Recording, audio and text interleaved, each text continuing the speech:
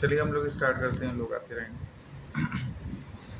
कल जैसे हम लोग डिटेल में सारी चर्चाएं किए थे प्रामाणिक के संदर्भ में, और कल वाली क्लास जैसा हमने कहा था कि हो सकता है कि उसकी कई अवधारणाएं ऐसी हों जो आपको पहली बार में समझ में ना आई हों, क्योंकि स्वाभाविक है कि इस तरह की जटिल चर्चाएं सामान्य तौर पे ज्ञान मीमांसा के संदर्भ में नहीं होती हैं। तो हो सकता है कि इसमें थोड़ी क्लिष्टता हो और दिक्कत हो आपको, लेकिन हम कहते कि धीरे धीरे आप चीज़ों को समझने की कोशिश करेंगे और भाव को समझेंगे कि किन अवधारणाओं को आपको संप्रेषित किया जा रहा है और किस संदर्भ में, तो आपको शनै शनै चीज़ें समझ में आएंगी। तो कल की जो क्लास है उसको एक बार हम थोड़ा सा उसका रिवीजन करते हुए हम फिर से आगे बढ़ने की कोशिश करते हैं। कल जैसे हम लोग ने चर्चा की पहले प्रामाणिक की उत्पत्ति के संदर्भ में, कि हमने देखा कि अद्वैत दर्शन प्रामाणिक की उत्पत्ति के संदर्भ में स्वतः मत को मान रहा होता है, इंट्रिंसिक मत को मान रहा होता है।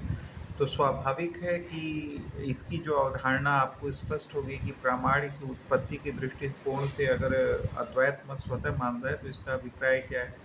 इसका अभिप्राय यह है कि ज्ञान जिन सामान्य कारणात्मक परिस्थितियों या कारणों से उत्पन्न हो रहा है, उन्हीं सामान्य कारणात्मक परिस्थितियों या कारणों से ज्ञान का प्रामाणिक भी उत्पन्न हो रहा है।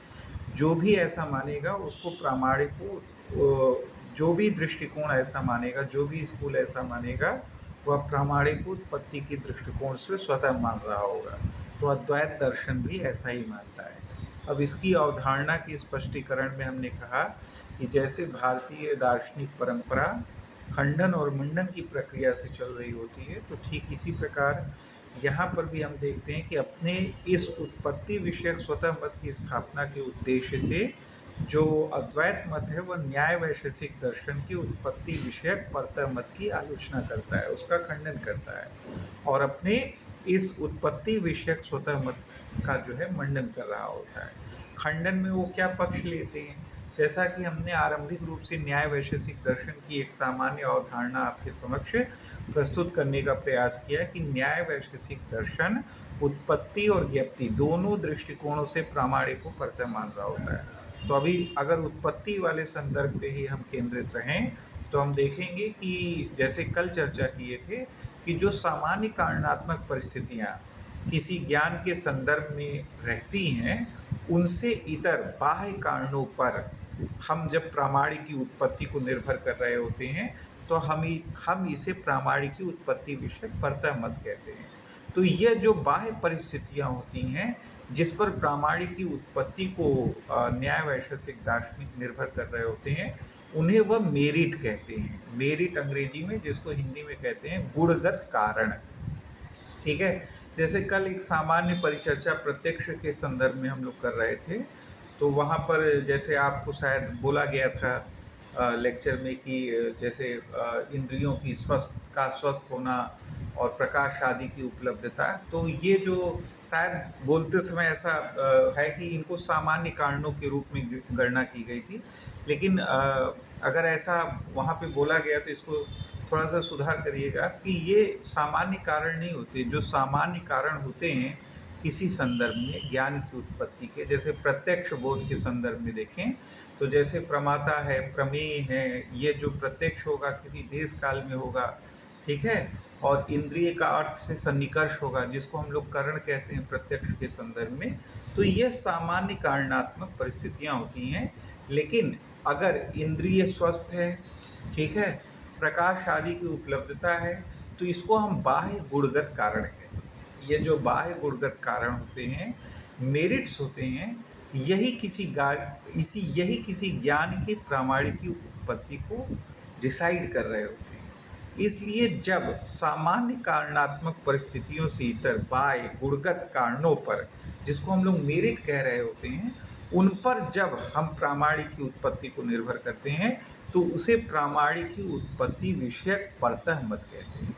तो इसी की आलोचना करते हुए एक संदर्भ उठाते हैं अद्वैत वेदांती, और वो ये संदर्भ क्या उठाते हैं जिसका टेक्निकल टर्म आप लोग के समक्ष यूज़ किया गया, जो टेक्निकल वर्ड यूज़ किया गया था कि अव्याप्ति और अतिव्याप्ति का संदर्भ आप लोग से यूज़ किया गया।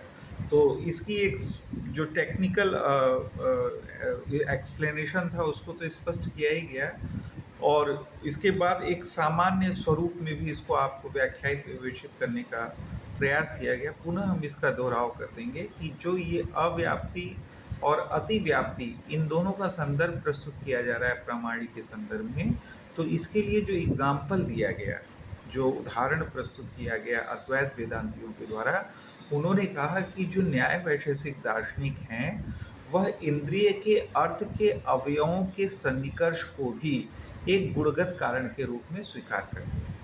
यानी इंद्रिय के अर्थ के अवयवों के सन्निकर्ष को, इंद्रियार्थ सन्निकर्ष जो सामान्य इंद्रियार्थ सन्निकर्ष है नहीं, उसको नहीं, बल्कि अर्थ के जो अवयव होते हैं उनके साथ जो इंद्रिय का सन्निकर्ष होता है, इसको भी गुणगत कारण के रूप में डिसाइड कर रहे होते हैं, उसको स्वीकार कर रहे होते हैं, और कहते हैं कि यह जो गुणगत बाह्य कारण है, इसके आधार पर हम किसी ज्ञान का प्रामाण्य उत्पन्न होता है, और नहीं रहने पर जो है ज्ञान का प्रामाण्य उत्पन्न नहीं होता है। इस प्रकार की चीज़ों को व्याख्यायित कर रहे होते हैं। तो यहाँ इसी संदर्भ में, इसी उदाहरण के संदर्भ में खंडन करते हुए इस उत्पत्ति विषयक, प्रामाण्य की उत्पत्ति विषयक परतः मत का अद्वैत वेदांती कहते हैं कि अगर हम इसे स्वीकार कर लें, यानी इंद्रिय के अर्थ के अवयवों के सन्निकर्ष को गुणगत कारण के रूप में स्वीकार कर लें, तो यहाँ पर दो दोष परिघटित हो जाएगा। यानी प्रामाणिक उत्पत्ति के दृष्टिकोण से परतः स्वीकार कर लेने पे इस गुणगत आधार पर, यानी इंद्रिय के अवयवों के साथ सन्निकर्ष को स्वीकार कर लेने के आधार पर दो प्रकार का दोष परिघटित होगा। एक को हम लोग कहेंगे अव्याप्ति और दूसरे को कहेंगे अतिव्याप्ति। जैसे कल कृष्णा जी ने भी प्रश्न उठाया था कि अतिव्याप्ति का क्या अभिप्राय। देखिए, दोनों का सामान्य अभिप्राय यह है कि जब हम अव्याप्ति कहेंगे तो अव्याप्ति का मतलब है कि यह जो जिस गुणगत कारण की चर्चा कर रहे हैं अद्वैत वेदांती न्याय वैशेषिक दर्शन का संदर्भ देके, इसकी उपस्थिति न होने पर भी प्रामाणिक ज्ञान उत्पन्न हो जाए, तो इसको हम कहेंगे अव्याप्ति। और दूसरा एग्जाम्पल जो अतिव्याप्ति का था कि यह जो गुणगत कारण बताया जा रहा है, इसकी उपस्थिति होने पर भी अप्रामाणिक ज्ञान हो जाए, यानी इसकी उपस्थिति होने पर भी ज्ञान अप्रामाणिक हो, तो यहाँ पर दो दोष परिघटित हो रहा है। आरंभिक जो उदाहरण दिया गया उसमें अव्याप्ति का दोष घटित हो रहा है, यानी इस गुणगत कारण के न रहने पर भी हमें जो बोध हो रहा है वह प्रामाणिक हो रहा है, तो एक प्रकार से अव्याप्ति की स्थिति बन रही है। और दूसरे उदाहरण में उन्होंने स्पष्ट किया कि इसके रहने पर भी हमें अप्रामाणिक बोध हो रहा है, इसलिए अतिव्याप्ति का संदर्भ बन रहा है। तो इन्हीं दो संदर्भों को व्याख्यायित विवेचित करने का प्रयास किया गया, और इसके लिए जो एग्जाम्पल्स आप लोग को दिए गए, ये एग्जाम्पल्स या ये जो संदर्भ हम आपको व्याख्यायित विवेचित कर रहे हैं ना, ये मेरा एक्सप्लेनेशन नहीं है, ये धर्मराजा ध्वरेंद्र का वेदांत परिभाषा में लिखा गया प्रामाण्यवाद के संदर्भ में उनका संदर्भ है। ठीक है, इस पे अनेक आक्षेप भी होंगे, वो आक्षेपों की चर्चा भी अभी हम करेंगे, और इसके बाद उसका प्रत्युत्तर भी देने का प्रयास करेंगे, फिर कंक्लूड भी कर सकते हैं इसको।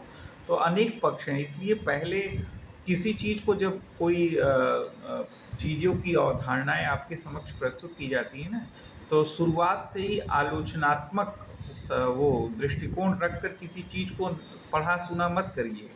पहले आप किसी की सामान्य अवधारणा को समझने का प्रयास करिए, पहले कि वो सामान्य अवधारणा है क्या, वो क्या बताया जा रहा है, फिर इसके बाद धीरे धीरे करके उसके आलोचनात्मक पक्ष पे आइए। क्योंकि अगर सिर्फ आप आलोचनात्मक पक्ष पे दृष्टिकोण रखेंगे तो उनकी सामान्य अवधारणा की समझ ही विकसित नहीं होगी, और आपके ज़्यादातर प्रश्न आलोचना पे नहीं बल्कि 80-90% किसी भी दार्शनिक या स्कूल की सामान्य अवधारणा पे ही प्रश्न आएंगे। आलोचना पे प्रश्न बहुत कम होते हैं ऑब्जेक्टिव टाइप के। ठीक है, जब लॉन्ग क्वेश्चन लिखा जाता है तब जो है उसमें समालोचनात्मक विवेचन होता है और बहुत सारे फैक्टर्स होते हैं। तो ये सारी चीज़ें जो है अलग एक दृष्टिकोण है जब लॉन्ग क्वेश्चंस लिखा जाएगा। वैसे तो साथ साथ बताया ही जा रहा है, आप लोग उन सारी चीज़ों को मेंशन करके रिटन में भी वो सारी अवधारणाओं को प्रस्तुत कर सकते हैं। तो पहले वाले जो अव्याप्ति का संदर्भ था, उस संदर्भ में जो एग्जाम्पल दिया गया, जो कल भी बताया गया कि न्याय वैशेषिक दार्शनिक अनुव्यवसाय में आत्मा के मानस प्रत्यक्ष को स्वीकार करते हैं। तो अब जैसे आत्मा को निरवय माना गया है न्याय वैशेषिक दर्शन में, आत्मा निरवय होती है, नित्य होती है। तो जब आत्मा निरवय है तो यहाँ पर इंद्रिय का अर्थ के अवयव के साथ सन्निकर्ष होगा कहाँ? नहीं होगा। लेकिन फिर भी यहाँ जो प्रत्यक्ष बोध उत्पन्न हो रहा है वह प्रामाणिक उत्पन्न हो रहा है।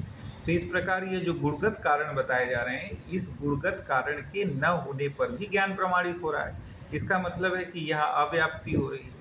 इसी प्रकार अति व्याप्ति के संदर्भ में जो एग्जाम्पल दिया गया कि जब हमें एक विशिष्ट प्रकार का भ्रम हो रहा होता है, यानी पीलिया रोग से ग्रसित व्यक्ति जब किसी सफ़ेद संग को पीले रूप में, पीले रंग में देख रहा होता है, तो यहाँ पर भी इंद्रिय का अर्थ के अवयवों के साथ सन्निकर्ष परिघटित हो रहा होता है, लेकिन उसके बाद भी उसे श्वेत संग पीत दिखाई देता है, पीला दिखाई देता है। तो इसका मतलब है कि इस गुणगत कारण के रहने के उपरांत भी हमें ज्ञान अप्रामाणिक हो रहा है। तो इसी को वो कहते हैं कि यहाँ अति व्याप्ति का दोष परिघटित होता है। इस प्रकार यह दो दोषों के आधार पर यह प्रामाण्य की उत्पत्ति विषयक परतः मत का खंडन करते हैं और प्रामाण्य की उत्पत्ति के संदर्भ में स्वतः मत को स्वीकार करते हैं। अब स्वतः मत को ये स्वीकार कर लिए, लेकिन जो परतः मत को मानने वाले दार्शनिक हैं, न्याय वैशेषिक वगैरह, ये सब जो है इनके इस स्वतः मत के ऊपर, या जो भी दार्शनिक उत्पत्ति के दृष्टिकोण से प्रामाण्य को स्वतः स्वीकार कर रहे हैं, उनके ऊपर एक सामान्य आक्षेप करते हैं। वह आक्षेप करते हैं जिसकी चर्चा आधार भूमि के रूप में कल आप लोग के समक्ष प्रस्तुत की गई थी कि यदि हम जिन सामान्य कारणात्मक संदर्भों से या कारणों से ज्ञान उत्पन्न हो रहा है, उन्हीं सामान्य कारणात्मक संदर्भों या कारणों से हम ज्ञान के प्रामाण्य को भी उत्पन्न मान लें, यानी प्रामाण्य को उत्पत्ति के दृष्टिकोण से स्वतः मान लें, तो ऐसी स्थिति हमारे समक्ष आएगी कि प्रमा और अप्रमा के भेद का आधार ही समाप्त हो जाएगा। यानी प्रमा और अप्रमा का भेद हम किस आधार पे करेंगे? क्योंकि जो ज्ञान की सामान्य सामग्री है वही तो प्रामाणिक को भी उत्पन्न कर दे रही है। तो जब अप्रामाणिक ज्ञान होगा हमें, तो वह कैसे होगा, उसको हम कैसे डिसाइड करेंगे? क्योंकि सामान्य कारणों से ही जिससे ज्ञान उत्पन्न हो रहा है उसी तो प्रामाण्य भी उत्पन्न हो जा रहा है। तो अप्रमा और प्रमा का भेद ही एक प्रकार से समाप्त हो जाएगा। और व्यवहारतः हम देखते हैं व्यावहारिक रूप से कि सामान्यतः प्रमा और अप्रमा का भेद निरंतर बना रहता है। ठीक है, ये हमारा एक व्यवहारिक अनुभव रहता है हमारे आपका कि ये सदैव बना रहता है। जैसे चक्षु और अर्थ का सन्निकर्ष होता है, श्वेत संघ के साथ भी होता है, पीत संघ के साथ भी होता है, लेकिन जो हमारा श्वेत संघ का बोध हो रहा होता है उसे प्रमाणिक, और श्वेत संघ में जो हम पीत संघ का ज्ञान कर रहे होते हैं उसे अप्रमाणिक मानते हैं। तो स्वाभाविक है जो प्रमा और अप्रमा का भेद है वह व्यवहारिक रूप से हमारा अनुभव है कि सदैव बना रहता है। लेकिन परतः मत को मानने वाले दार्शनिकों का कहना है कि यदि हम उत्पत्ति के दृष्टिकोण से प्रामाण्य को स्वतः मान लें, यानी उन्हीं सामान्य कारणों से जिन्हें ज्ञान उत्पन्न हो रहा है उन्हीं से प्रामाण्य को भी उत्पन्न मानने लगे, तो फिर हमारे लिए प्रमा और अप्रमा को पृथक करने का या उनके बीच भेद करने का कोई भी आधार शेष नहीं रहेगा। इसलिए वह इस स्वतः मत में आक्षेप करते हैं और त्रुटि ढूंढने का प्रयास करते हैं या उसकी आलोचना करने का प्रयास करते हैं। अब चूंकि हम लोग वेदांत मत पढ़ रहे हैं, इसलिए यह जो आलोचना इनके पक्ष में की गई है, इसके संदर्भ में वेदांती क्या प्रत्युत्तर दे रहे होते हैं, इस पर भी एक दृष्टिपात करना हमारा आवश्यक है। ठीक है, इस पर भी एक दृष्टिकोण रखना हमारे लिए आवश्यक है। तो देखिए, इसके लिए एक विशेष प्रकार की अवधारणा प्रस्तुत करते हैं जो आप लोग अपने अवधान में रखिएगा, अपने मनोमस्तिष्क में रखिएगा। वो कहते हैं कि प्रामाण्य की उत्पत्ति के लिए एक और महत्वपूर्ण संदर्भ रहता है जिसकी चर्चा इस आलोचना के उपरांत, यानी जो परतः मत को मानने वाले जो दार्शनिक हैं, जो कहते हैं कि यदि हम स्वतः मत को मानेंगे तो प्रमा और अप्रमा के भेद का आधार समाप्त हो जाएगा, और हमारा व्यवहारिक अनुभव है कि प्रमा और अप्रमा का भेद बना रहता है हमारे लिए। तो वो कहते हैं कि इस आक्षेप के प्रत्युत्तर के संदर्भ में वेदांती आचार्य कहते हैं कि प्रामाण्य की उत्पत्ति के लिए एक अन्य संदर्भ भी बड़ा महत्वपूर्ण होता है जिसकी ओर हमें एम्फेसिस देना चाहिए, ध्यान देना चाहिए, जिसे कहते हैं दोषा भाव। दोषा भाव की अनुपस्थिति। देखिएगा, ध्यानपूर्वक सुनिएगा, दोषाभाव की अनुपस्थिति यानी दोष के अभाव की अनुपस्थिति, डबल निगेशन है यहाँ, ठीक है। यानी सामान्य तौर से समझ लीजिए, अगर इसको क्लिष्टता में ना भी समझना चाहें आप, तो इसके लिए जो सामान्य संदर्भ अद्वैत वेदांती प्रस्तुत कर रहे हैं कि किसी भी ज्ञान के प्रामाणिक उत्पत्ति के लिए दोष के अभाव का उपस्थित होना आवश्यक होता है। यानी किसी भी प्रकार का दोष नहीं होना चाहिए। अगर दोष के अभाव की उपस्थिति नहीं होगी तो फिर जो है संदर्भ बनेगा वहाँ पर कि ज्ञान जो है वो प्रामाणिक उत्पन्न नहीं हो पाएगा। तो और अगर प्रामाणिक उत्पन्न होना है तो यह शर्त भी होनी चाहिए कि दोष का जो है, किसी भी प्रकार के दोष की अनुपस्थिति होनी चाहिए, ठीक है। यानी किसी भी प्रकार का दोष नहीं होना चाहिए, दोष मुक्त होना चाहिए बोध को, यह आवश्यक है। अगर यह नहीं रहेगा यानी दोषाभाव की उपस्थिति जो है, यानी दोष के अभाव की उपस्थिति जो है वह श्वेत संघ को कहते हैं कि इस बोध को वह प्रामाणिक बना देती है। और इसी दोषाभाव यानी दोष के अभाव की अनुपस्थिति यानी दोषपूर्ण हो जाना किसी बोध का, वही हमारे श्वेत संघ के ज्ञान में पीत संघ का बोध करा देती है। इस प्रकार हमारे संदर्भ में अप्रामाणिक ज्ञान उत्पन्न होता है।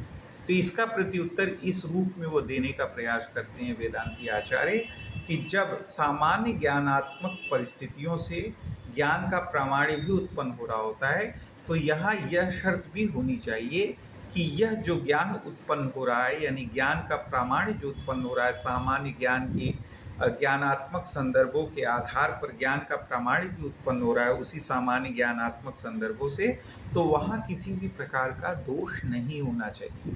यानी वहाँ दोष का अभाव होना चाहिए। अगर दोष का अभाव इसकी अनुपस्थिति होगी यानी दोष का भाव होगा यानी दोष होगा, तो ऐसी स्थिति में प्रामाणिक ज्ञान उत्पन्न नहीं हो पाएगा। तो यह शर्त भी होनी चाहिए। अब चूंकि यह शर्त वह जोड़ दिए वेदांती आचार्य इस आक्षेप के बाद, परतः प्रमाणवादी जो आक्षेप किए कि अगर हम स्वतः मान लें तो प्रमा और अप्रमा का भेद जो है वह हम नहीं कर पाएंगे। इस संदर्भ में उन्होंने ये प्रत्युत्तर में एक दोष के अभाव का संदर्भ जोड़ दिया वेदांती आचार्यों ने। तो ये जो दोष के अभाव का संदर्भ इन्होंने जोड़ दिया, इसके ऊपर भी आक्षेप किया जाता है परतः मत के द्वारा फर्दर, कि वो कहते हैं कि अगर हम इस प्रकार का संदर्भ स्वीकार कर लें, इस प्रकार की चीज़ को हम स्वीकार कर लें, तो एक प्रकार से हम प्रामाण्य को क्या मान रहे हैं, परतः स्वीकार कर रहे हैं। यानी दोष के अभाव के संदर्भ को अगर हम लाते हैं विवेचना में, तो एक प्रकार से हम प्रामाण्य को जो है परतः किसी एक्सट्रिंसिक कारणों पर निर्भर कर रहे हैं। तो यह स्वतः प्रामाण्य कैसे हुआ उत्पत्ति की दृष्टिकोण से, यह तो परतः प्रामाण्य हो गया। फर्दर वेदांती आचार्य इसका प्रत्युत्तर देते हुए कहते हैं कि यह चूंकि निगेटिव एंटिटी है यानी दोषाभाव, दोष का अभाव होना चाहिए, ठीक है, दोष का अभाव होना चाहिए यानी दोषाभाव यानी किसी भी प्रकार का दोष नहीं होना चाहिए। यह एक निगेटिव एंटिटी है यानी अभाव स्वरूप है। इसलिए जब कोई चीज़ अभाव स्वरूप होगी तो हम इसके संदर्भ में किसी भी प्रकार के एक्सटेंसिक का आरोप नहीं लगा सकते, क्योंकि जो अभाव स्वरूप है उसमें किसी भी प्रकार का परस तत्व का संदर्भ नहीं आएगा, जैसा कि आक्षेप परतः मत मानने वाले करते हैं। इस प्रकार यह खंडन मंडन की प्रक्रिया निरंतर चलती रहती है, एक दूसरे के ऊपर आक्षेप चलता रहता है। लेकिन इसी स्वरूप में वेदांत का प्रामाण्यवाद है उत्पत्ति की दृष्टिकोण से, जिसको हम लोग स्वतः माने। तो जो लोग भी इसको सुन रहे हैं, हमारी विवेचना थोड़ी गूढ़ होगी, सुनने में लग रही होगी कि इसमें बहुत सारी क्लिष्टता है, और देख रहे हैं आज का अटेंडेंस भी काफ़ी कम है। तो इसके बारे में हम अभी एक मैसेज करेंगे क्लासरूम के बाद कि जो लोग भी बिना सूचित किए हुए अनुपस्थित हो रहे हैं उन्हें एक्सपेल कर दिया जाएगा, क्लासेस से बाहर कर दिया जाएगा, क्योंकि ये सब वैसे ही ये जो विवेचनाएं आप लोग के समक्ष प्रस्तुत की जा रही हैं वो काफ़ी क्लिष्ट विवेचनाएं हैं। इसमें उपस्थिति अनिवार्य होनी चाहिए, ज़रूर होनी चाहिए, क्योंकि वैसे भी इसको सुनने के बाद आप लोग को इसके वीडियोस को भी सुनना पड़ेगा ध्यानपूर्वक, तभी आपको ये समझ में आएगा कि क्या क्या बातें कही जा रही हैं, किन किन संदर्भों में कही जा रही हैं। ठीक है, तो अगर हम इसको समराइज़ कर दें आप लोग के लिए, तो सबसे पहले क्या है, सबसे पहले प्रामाणिक की उत्पत्ति के संदर्भ में जो स्वतः मत मान रहे होते हैं, इस स्वतः मत के संदर्भ में खंडन पक्ष पहले आता है। न्याय वैशेषिक मत के परतः मत का खंडन करते हैं वेदांती आचार्य, और उनके उत्पत्ति विषयक परतः मत में प्रामाणिके दो दोषों को दिखाते हैं, एक अव्याप्ति और दूसरा अतिव्याप्ति का संदर्भ दिखा रहे होते हैं। इसके बाद जो परतः मत इनके ऊपर आक्षेप करता है कि यदि हम स्वतः मत को स्वीकार कर लें तो प्रमा और अप्रमा का भेद ही समाप्त हो जाएगा। इसके संदर्भ में वेदांती आचार्य प्रत्युत्तर देते हुए कहते हैं कि प्रामाणिक की उत्पत्ति के लिए सामान्य ज्ञानात्मक परिस्थितियों में दोष के अभाव की उपस्थिति भी अनिवार्य पक्ष है, यानी दोष का अभाव होना चाहिए, दोषयुक्त नहीं होना चाहिए। जो परिस्थितियाँ प्रामाणिक उत्पन्न कर रही होती है वहाँ किसी भी प्रकार के दोष का अभाव होना चाहिए, यह भी एंटिटी जुड़ी रहती है। इसलिए यह जो आप आक्षेप कर रहे हैं कि स्वतः मान लेने से प्रमा और अप्रमा का भेद समाप्त हो जाएगा, नहीं होगा, क्योंकि यह संदर्भ रहेगा वहाँ पर, यह एंटिटी रहेगी, यह भी एक अनिवार्य पक्ष के रूप में हम जोड़ रहे हैं। फिर इसके ऊपर आक्षेप करते हैं परतः मत वाले कि अगर हम इसको स्वीकार कर लेंगे तो एक प्रकार से हम प्रामाणिक की उत्पत्ति को परतः ही स्वीकार कर रहे हैं, एक्सट्रिंसिक किसी कारण पे स्वीकार कर रहे हैं। फिर इसकी प्रत्युत्तर में वेदांती आचार्य कहते हैं कि नहीं, ऐसा नहीं है, क्योंकि जो हम एंटिटी जोड़ रहे हैं, एक शर्त जोड़ रहे हैं प्रामाणिक की उत्पत्ति के संदर्भ में, वह अभाव स्वरूप है, इसलिए यहाँ पर किसी भी प्रकार के एक्सटेंसिक या परतः का संदर्भ बनता ही नहीं है, जो चीज़ अभाव स्वरूप है। ठीक है, तो ये सारी विवेचनाएं आपके समक्ष प्रस्तुत की गई। इसमें क्लिष्टता है, आप लोग ध्यानपूर्वक इसको जाकर दोहरा लीजिएगा। यह इतना डिटेल में नहीं पूछेगा आप लोग से, लेकिन चूंकि हम लोग का यह प्रण निश्चय है कि जो भी पढ़ेंगे डिटेल में जाके पढ़ेंगे, कोई भी चीज़ की अवधारणा जैसी है वैसी ही पढ़ेंगे। इसी क्रम में हम लोग प्रामाण्यवाद को भी डिटेलिंग में जाकर पढ़ रहे हैं, तो उसको पढ़ते रहेंगे, भागना नहीं है किसी भी चीज़ से। ठीक है, किसी भी चीज़ से हमें भागना नहीं, पलायित नहीं होना है कि ये कठिन चीज़ है तो इससे निकल जाओ, ये जटिल चीज़ है। कठिन जटिल देखना है तो दर्शन में आए ही क्यों, कोई और विषय ले लिए होते, सरल विषय ले लिए होते। ठीक है, होम साइंस पढ़ लिए होते, तो ये दर्शन क्यों पढ़ने आए? दर्शन जब पढ़ने आए हैं तो यहाँ पर विवेचनाएं होंगी, क्लिष्टता होगी, यहाँ मानसिक बहुत सारी चीज़ें एक्सरसाइज होगा, आपका मनोमस्तिष्क जो है एक्टिव होगा। तो ये सारे पक्ष दर्शन के साथ रहे हैं और रहेंगे, भविष्य में भी रहेंगे। तो इसकी अवधारणा और इसके भाव को समझते हुए ही आप लोग सारे कार्यों को करें। अब हम लोग एक पक्ष और देख लेते हैं आज के क्लास में, जिसको हम लोग दूसरा पक्ष कहते हैं प्रामाणिक का, जिसको हम लोग ज्ञप्ति का संदर्भ कहते हैं। ठीक है, तो हम लोग ज्ञप्ति के संदर्भ में देखते हैं कि क्या हम लोग कहते हैं कि यह अद्वैत मत ज्ञप्ति के संदर्भ में भी प्रामाणिक को स्वतः ही स्वीकार कर रहा होता है। तो इसका अभिप्राय क्या है कि जिन सामान्य कारणात्मक संदर्भों से या परिस्थिति जन्य संदर्भों से हमें ज्ञान का ज्ञान हो रहा होता है, उन्हीं सामान्य ज्ञानात्मक या परिस्थिति जन्य संदर्भों से हमें ज्ञान के प्रामाणिक का भी बोध हो जाता है। किसी अन्य की आवश्यकता नहीं पड़ती हमें इसके अलावा। इसलिए यहाँ पर प्रामाणिक ज्ञप्ति यानी उसके निश्चय के संदर्भ में भी हम स्वतः मत को स्वीकार कर रहे होते हैं। तो आप लोग चूँकि आरंभिक रूप से ही ज्ञान की प्रक्रिया और सभी चीज़ों को जान चुके हैं, तो आप लोग को पता होगा कि अद्वैत मत में ज्ञान का ज्ञान कैसे होता है। ज्ञान के संदर्भ में स्वतः प्रकाश के सिद्धांत को स्वीकार किया जाता है यहाँ पर, और ज्ञान की प्रक्रिया किस रूप में होती है, और ज्ञान की प्रक्रिया में अंतःकरण की वृत्ति और साक्षी चैतन्य, इनका क्या रोल होता है, ये सारी चीज़ें तो आप लोग जान ही चुके हैं।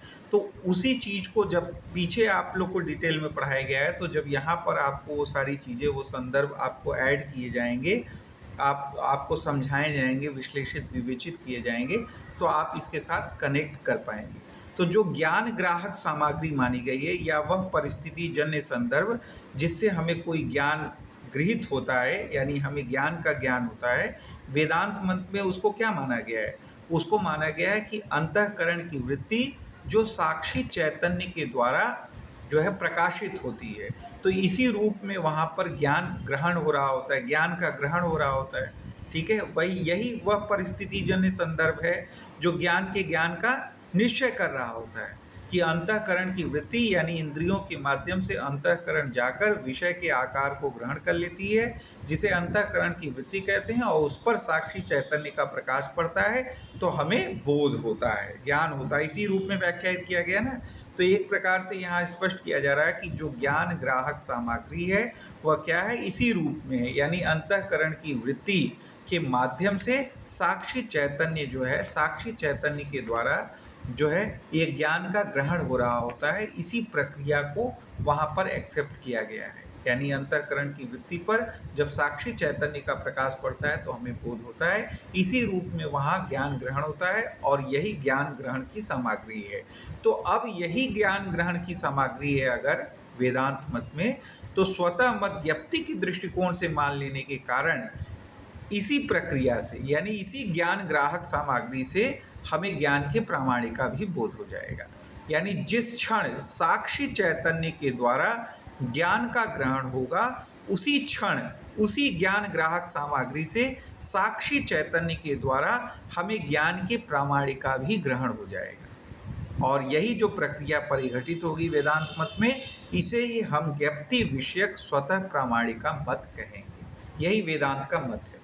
ठीक है, तो ये इनकी सामान्य अवधारणाएं जो ज्ञप्ति के संदर्भ में रखी गई, जो उनकी ज्ञान ग्राहक सामग्री, ज्ञान की प्रक्रिया, ये सब विवेचनाएं आपको बताई गई, उसी स्वरूप में वो कहते हैं उसी क्षण ज्ञान का प्रामाणिक भी उसी प्रक्रिया के द्वारा, उसी ज्ञान ग्राहक सामग्री के द्वारा साक्षी चैतन्य ज्ञान के प्रामाणिक का भी ग्रहण उसी क्षण कर लेगा जब ज्ञान का ज्ञान हो रहा होगा। इसीलिए यह मत जो है ज्ञप्ति के विषय में स्वतः मत को स्वीकार कर रहा होगा। नंबर 1। अब इसके ऊपर आक्षेप होगा, इसके ऊपर आक्षेप होगा प्रतिपक्षियों के द्वारा, और फिर इसका प्रत्युत्तर भी होगा। तो इसी को हम लोग समझ लेते हैं, फिर इनकी ये प्रामाण्य वाली अवधारणा लगभग समाप्त हो जाएगी। देखिए, जो सामान्य आक्षेप इनके ऊपर किया जाता है ज्ञप्ति विषयक प्रामाण्य के पर स्वतः मत के ऊपर जो आक्षेप किया जाता है कि अगर हम यह मत मान लें जो कि स्वतः मत वाले बता रहे हैं, अद्वैत वेदांती बता रहे हैं, तो परतः प्रमाणवादियों का कहना है कि इसे स्वीकार कर लेने पर जो हमें भ्रमात्मक बोध हो रहा होता है, वह भ्रमात्मक बोध जो जिसको हम लोग अप्रमारूप ज्ञान, अप्रमाणिक ज्ञान के रूप में काउंट करते हैं, यह भ्रमात्मक बोध भी वृत्ति ज्ञान से ही ये जो है वृत्ति ज्ञान के माध्यम से ही हमें गृहीत होता है, प्राप्त होता है, क्योंकि भ्रमात्मक ज्ञान का भी स्वरूप अंतःकरण की वृत्ति के माध्यम से ही होता है। तो अगर इसी रूप में ये स्वीकार करते हैं कि जिस क्षण हमें बोध हो रहा होता है उसी क्षण ज्ञान ग्राहक सामग्री से ही साक्षी चैतन्य ज्ञान के प्रामाण्य को भी ग्रहण कर लेती है, तो इसका मतलब है कि यह भ्रमात्मक ज्ञान जो वृत्ति के स्वरूप का होता है, अंतःकरण की वृत्ति का स्वरूप धारण किए रहता है, यह ज्ञान भी तो प्रामाणिक हो जाएगा, क्योंकि यही प्रक्रिया से तो साक्षी चैतन्य उसको भी ग्रैप्स कर लेगी। क्योंकि आप तो कह रहे हैं कि जो ज्ञान ग्राहक सामग्री है उसी से साक्षी चैतन्य उसी क्षण ज्ञान के प्रामाणिक का भी ग्रहण कर लेती है, और भ्रमात्मक ज्ञान भी इसी स्वरूप का होता है। तो इस प्रक्रिया से हम देखेंगे कि साक्षी चैतन्य जो है इस भ्रमात्मक ज्ञान को भी गृहीत कर लेगी, यानी भ्रमात्मक ज्ञान भी आपके दृष्टिकोण, आपके सिद्धांत के अनुसार तो प्रामाणिक ही बोध हो जाएगा। तो फिर आप कैसे इसको व्याख्यात विवेचित करेंगे? तो यहीं पर प्रत्युत्तर देते हुए वेदांती आचार्य वही दृष्टिकोण रख रहे होते हैं जिस दृष्टिकोण को उन्होंने उत्पत्ति के संदर्भ में जब आक्षेप हुआ इनके ऊपर कि अगर हम इसको स्वीकार कर लेंगे, उत्पत्ति विषयक प्रामाण्य के स्वतः मत को स्वीकार कर लेंगे, तो प्रमा और अप्रमा का भेद समाप्त हो जाएगा। इसी दृष्टिकोण को जब ज्ञप्ति के संदर्भ में इसमें रूप में रखा गया कि भ्रमात्मक बोध भी वृत्ति ज्ञान होने के कारण प्रामाणिक सिद्ध हो जाएगा, इस उत्तर के संदर्भ में भी वह वही संदर्भ प्रस्तुत करते हैं वेदांती आचार्य जो उत्पत्ति के संदर्भ में प्रस्तुत किए थे, लेकिन यहाँ एक विशिष्ट पद प्रयोग करते हैं जिसको आप लोग के मूल ग्रंथों में भी, उनके सेकेंडरी पुस्तकों में तो नहीं दिखाई देगा, मूल ग्रंथों में ही आपको वेदांत परिभाषा में दिखाई देगा, जिसको वो कहते हैं दोषा भावे क्षति। पद ध्यान से सुनिएगा फिर से, दोषा भावे क्षति, ये पद प्रयोग करते हैं। इसका संदर्भ वही है जो उत्पत्ति के संदर्भ में वो प्रयोग कर रहे थे। तो इसका प्रत्युत्तर देते हुए वेदांती आचार्य कहते हैं कि दोषा भावे सति की अवधारणा वह अवधारणा है जो प्रामाण्य का ग्रहण के संदर्भ में व्याख्यायित करते हुए वेदांती आचार्य कहते हैं कि कोई भी प्रामाण्य का ग्रहण जो है तभी होगा साक्षी चैतन्य के द्वारा जब दोषाभाव हो, यानी दोष का अभाव हो, जैसा उत्पत्ति के संदर्भ में भी कह रहे थे।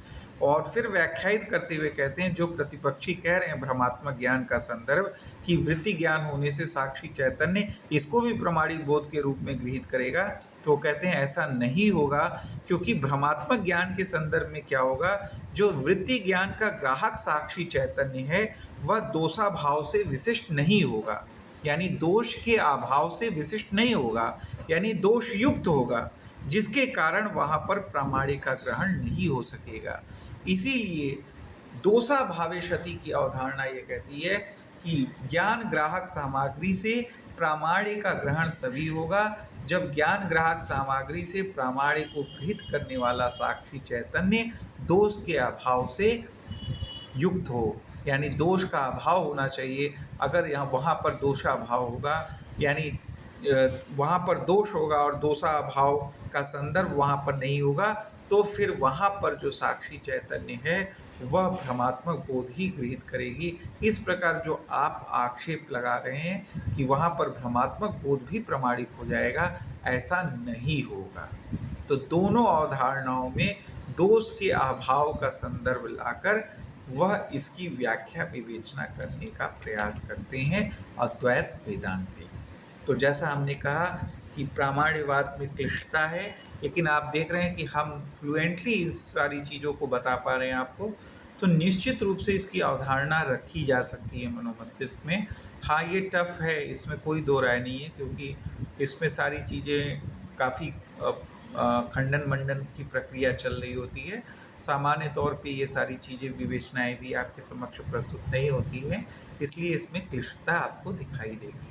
तो इसमें कोई दो राय नहीं है। हम आपसे कहें कि इसमें कोई क्लिष्टता नहीं है, तो ये आपको सही स्वरूप प्रस्तुत करना नहीं होगा, इसलिए क्लिष्टता है। लेकिन जिस रूप में आपको बताया जा रहा है, अगर ध्यानपूर्वक वीडियोस को दोबारा सुनेंगे तो अक्षरशः वही सारी चीज़ें इनके मूल ग्रंथों में वेदांत परिभाषा में भी व्याख्यायित विवेचित की गई हैं और इसी स्वरूप में कही गई हैं। अगर ध्यानपूर्वक चीज़ों की नोटिंग और चीज़ों को समझते आप चले जाएंगे तो आपको सारी चीज़ें स्पष्ट रूप से समझ में आ जाएंगी। अब हम लोग एक पक्ष पे और चर्चा कर लेते हैं, फिर आज की क्लास समाप्त कर देंगे। मेरे समय से जो क्लास होगी वो कल लास्ट वाली होगी, जो मोक्ष का संदर्भ होगा। एक तो उमस भी काफ़ी ज़्यादा, ह्यूमिडिटी बढ़ गई है, तो क्लास में थोड़ी सी अड़चन तो है ही है, क्लास काफ़ी दिक्कत में हो जा रहा है। लेकिन कल हम कोशिश करेंगे कि कल चूँकि हम मोक्ष विचार से ही आरंभ करेंगे, कल कोई चर्चा हम पीछे के क्लास का नहीं करेंगे, क्योंकि आज की विवेचना हम विस्तार पूर्वक कर दे रहे हैं आप लोग के समक्ष। तो मोक्ष संबंधी विचार से ही हम लोग आरंभ करेंगे, तो कल समाप्त हो जाएगा। और मोक्ष संबंधी विचार में भी जो है थोड़ा सा ट्रिकी है इनका बहुत सारी चीज़ें, क्योंकि बंधन और मोक्ष को कहेंगे कि यह व्यवहारिक दृष्टिकोण से ही बंधन और मोक्ष का संदर्भ आता है। परमार्थता बंधन और मोक्ष सब कुछ मिथ्या है, बहुत सारी चीज़ें हैं। तो आप लोग अगर भाव समझ रहे होंगे अद्वैत वेदांत का, तो इनके बंधन और मोक्ष यानी मोक्ष संबंधी अवधारणा को भी आप समझ पाएंगे। सामान्य अवधारणा नहीं है, जैसे कि मोक्ष की अवधारणा अन्य दर्शनों में एक सामान्य अवधारणा के रूप में है, बौद्धिज्म और अद्वैत मत में और सांख्य योग दर्शन में भी आप देखेंगे तो थोड़ा सा संदर्भ हट के प्रतीत होता है व्याख्या विवेचना के संदर्भ में। ठीक है, तो उसको एक अलग दृष्टिकोण से हमें देखना होता है, तो उसको हम कल बताएंगे, तो आप लोग उसको समझेंगे।